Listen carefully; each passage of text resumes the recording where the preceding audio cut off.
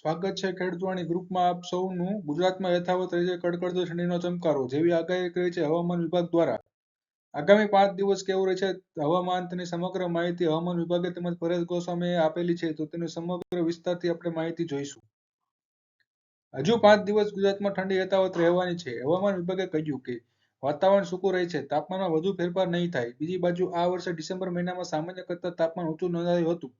વધુ તાપમાન નોંધાવાને કારણે ડિસેમ્બરમાં ઠંડી વધુ પડી નહોતી। આ વર્ષે વેસ્ટર્ન ડિસ્ટર્બન્સ વધુ હોવાથી ડિસેમ્બરમાં ઠંડી ઓછી પડી હતી। ત્યારે જાણીએ આગામી 5 દિવસ કેવું રહેશે હવામાન। આગામી 5 દિવસ દરમિયાન તાપમાનમાં વધુ કોઈ ફેરફાર થવાની સંભાવના લાગતી નથી। અમદાવાદમાં 15 થી 16 ડિગ્રી સુધી તાપમાન રહેવાની સંભાવના છે। બીજી બાજુ હવામાન નિષ્ણાત પરેશ ગોસ્વામીએ જાન્યુઆરી મહિનામાં કમોસમી વરસાદની આગાહી કરી છે। તેમણે જણાવ્યા પ્રમાણે કેટલાક વિસ્તારોમાં સામાન્યથી હળવા વરસાદ થવાની સંભાવના છે। આ સાથે તેમણે સૌરાષ્ટ્ર, કચ્છ અને ઉત્તર ગુજરાતમાં માવઠું નહીં પડે તેવું પણ જણાવ્યું છે। તેમણે જણાવ્યું છે કે અત્યારે એક લો પ્રેશર અરબી સમુદ્રમાં તૈયાર થઈ રહ્યું છે।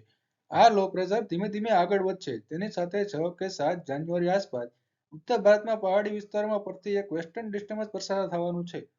દક્ષિણ ભારત તરફથી વરસાદ સિસ્ટમ છે, જે અરબી સમુદ્રના માર્ગે ઉત્તર અને ઉત્તર પૂર્વના માર્ગે આગળ વધવાની છે। આ બંનેના સહયોગને કારણે 8 થી 11 જાન્યુઆરીની વચ્ચે ગુજરાત પર એક શિયર ઝોન સર્જાશે। એ ટ્રક ગુજરાત પર જોવા મળે અને એના સહયોગને કારણે ગુજરાતના કેટલાક વિસ્તારોમાં હળવાથી મધ્યમ માવઠા થાય તેવી શક્યતા છે। તો ખેડૂત મિત્રો, આવા જ પરેશ ગોસ્વામી, આંબાલાલ પટેલ તેમજ હવામાન વિભાગની તમામ જાણકારી મેળવવા માટે આજે જ ખેડૂતવાણી ગ્રુપની બાજુમાં સબસ્ક્રાઇબ નું બટન આપેલું છે, તેના પર ક્લિક કરી હવામાન અંગેની તમામ માહિતી મેળવતા રહો।